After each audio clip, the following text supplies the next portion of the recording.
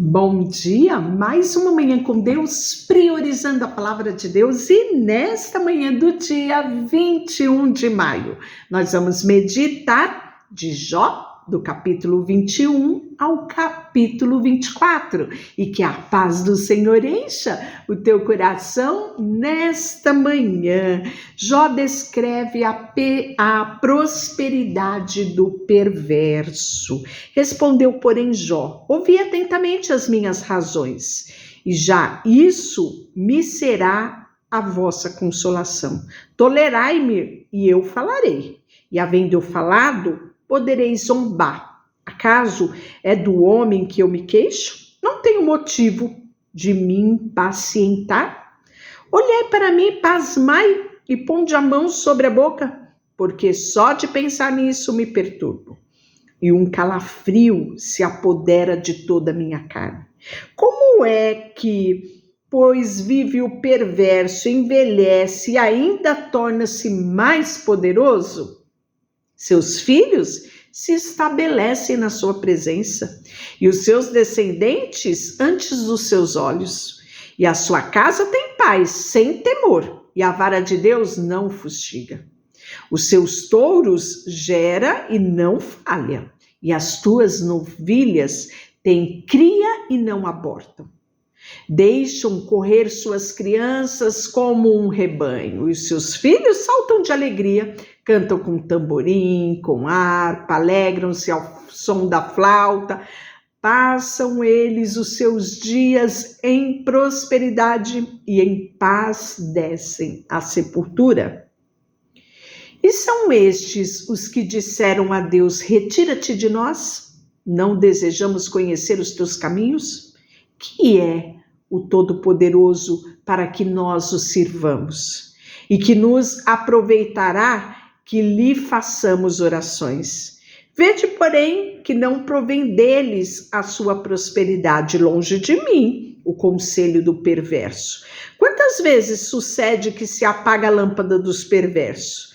Quantas vezes lhe sobrevém a destruição? Quantas vezes Deus, na sua ira, lhe reparta as dores? Quantas vezes são como a palha diante do vento, ou como a pragana arrebatada pelo redemoinho? Deus, dizei vós, guarda a iniquidade do perverso para os seus filhos. Mas é ele que deveria Deus dar pago para que o sinta. Seus próprios olhos devem ver a sua ruína, e ele beber o furor do Todo-Poderoso. Porque depois de morto, cortado já o número dos seus meses, que interessa a ele a sua casa? Acaso alguém ensinará a ciência a Deus, e ele que julga os que estão nos céus? Um morre em pleno vigor, despreocupado e tranquilo, com os seus baldes cheios de leite e fresca medula dos seus ossos. Outros, ao contrário, morrem na amargura do seu coração, não havendo provado bem. Juntamente jazem no pó, onde os vermes o cobrem. Vede que conheço os vossos pensamentos e os injusto desígnio com que me tratais. Porque direis: onde está a casa do príncipe, onde a tenda em que ele morava, o perverso? Porventura não tendes interrogado os que viajam, e não consideraste as suas declarações? O que é mau é poupado, no dia da calamidade é socorrido, no dia do seu furor. Quem lhe lançará ao rosto o seu proceder? Quem lhe dará pago do que ele faz? Finalmente é levado à sepultura, e sobre o seu túmulo se faz vigilância.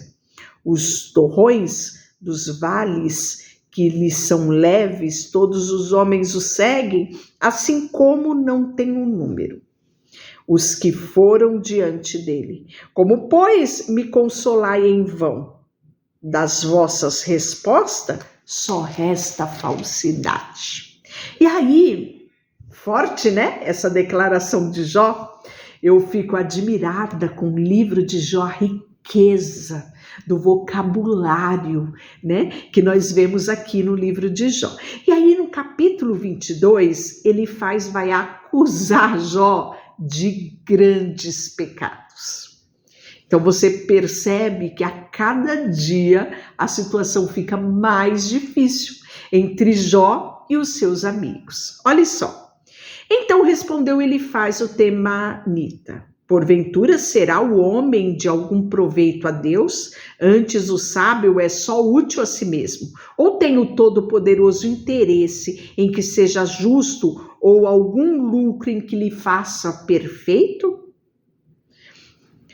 Ou te repreende pelo teu temor de Deus, ou entra contra si em juízo? Porventura não é grande a sua malícia e sem termo as suas iniquidades? Porque sem causa tomaste penhoras o teu irmão, e aos seminus despojaste nas tuas roupas.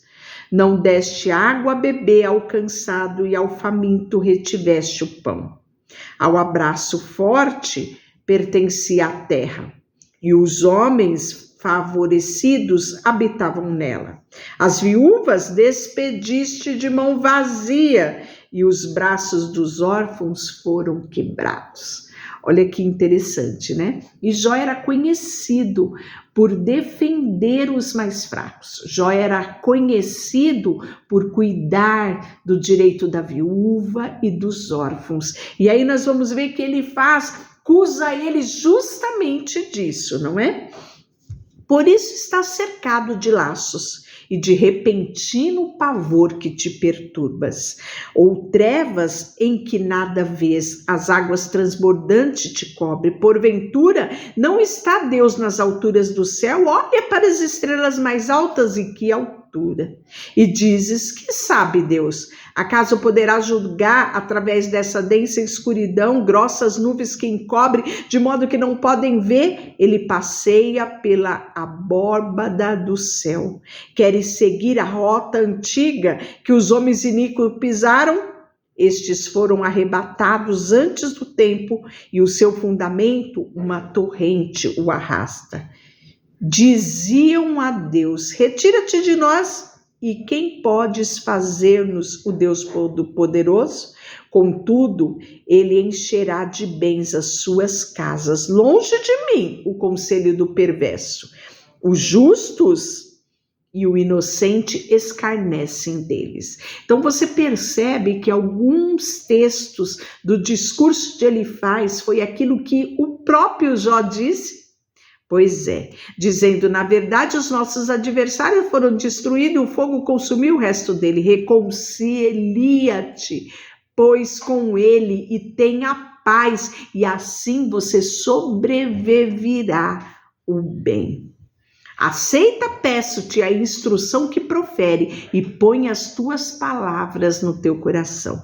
Se te converteres ao Deus Todo-Poderoso, serás restabelecido. E se afastares a injúria da tua tenda, e deitarás o pó do teu ouro, o ouro de Ofir, entre pedras dos ribeiros, então Todo-Poderoso será o teu ouro, a tua prata recolhida. Deleitar-te-á, pois, no Todo-Poderoso, e levantarás o rosto para Deus, orarás a ele, e ele te ouvirá, e pagará os teus votos. Se projetas alguma coisa, ele te sairá bem, e a luz brilhará em teus caminhos. São estes que descem, então dirás para cima, e Deus salvará o humilde, e livrará até ao que não é inocente. Sim, será libertado, graças à pureza das suas mãos. E aí Jó vai desejar, mais do que nunca, apresentar-se diante de Deus. Olha o que ele fala. Respondeu, porém, Jó: ainda hoje a minha queixa é de revoltado.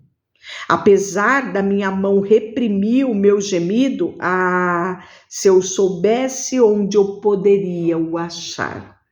Então me chegaria ao seu tribunal, exporia ante ele a minha culpa, a minha causa, encheria minha boca de argumento, saberia as palavras que ele me respondesse e entenderia o que me dissesse. Acaso, segundo a grandeza do seu poder, contenderia comigo? Não, antes me atenderia.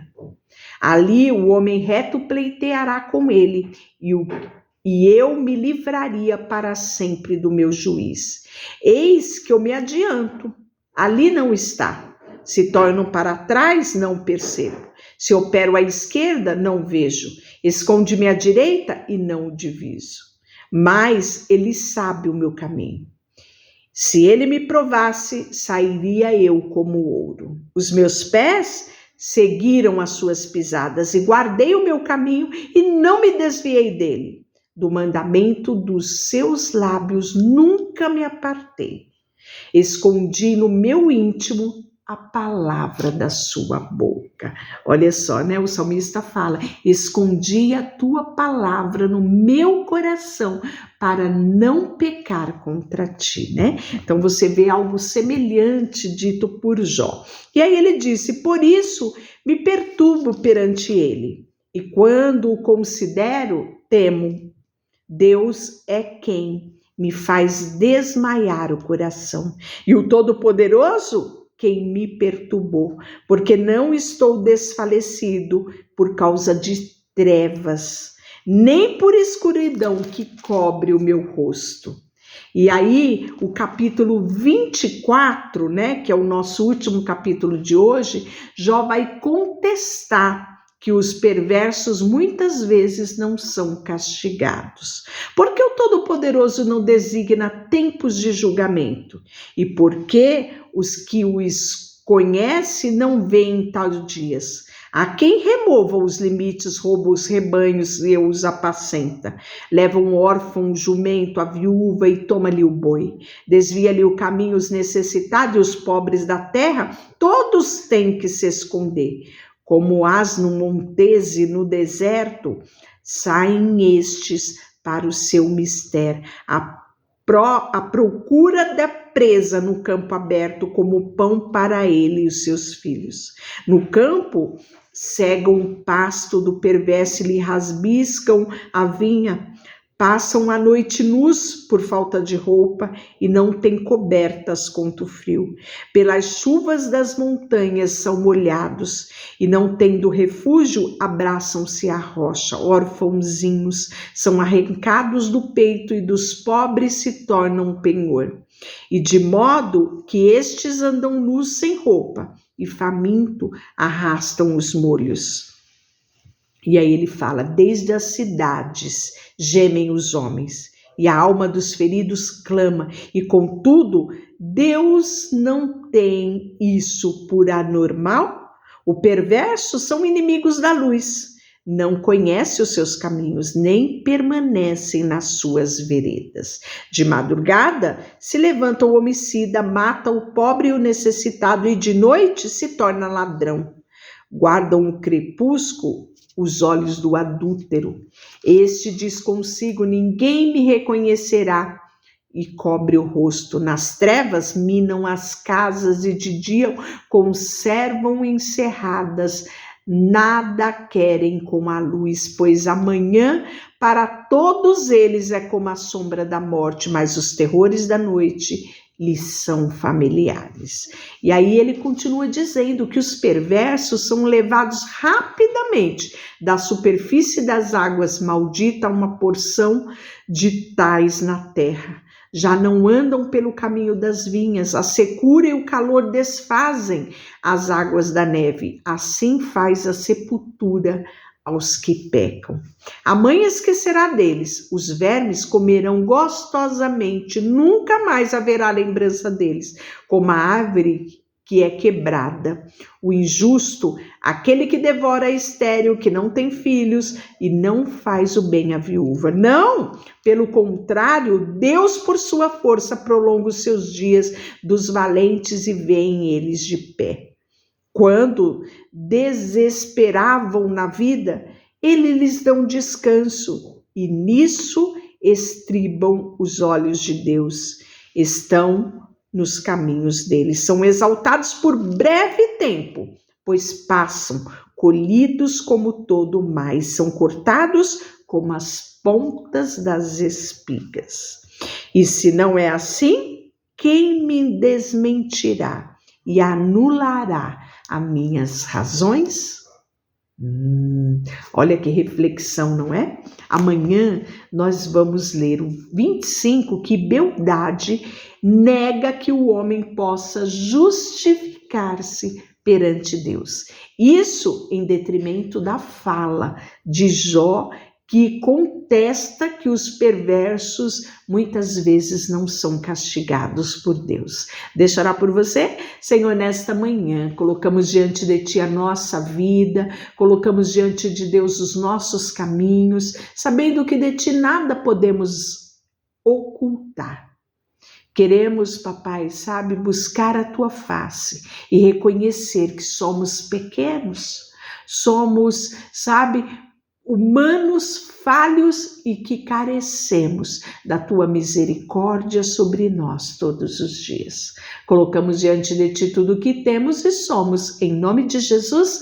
Amém. Deus te abençoe.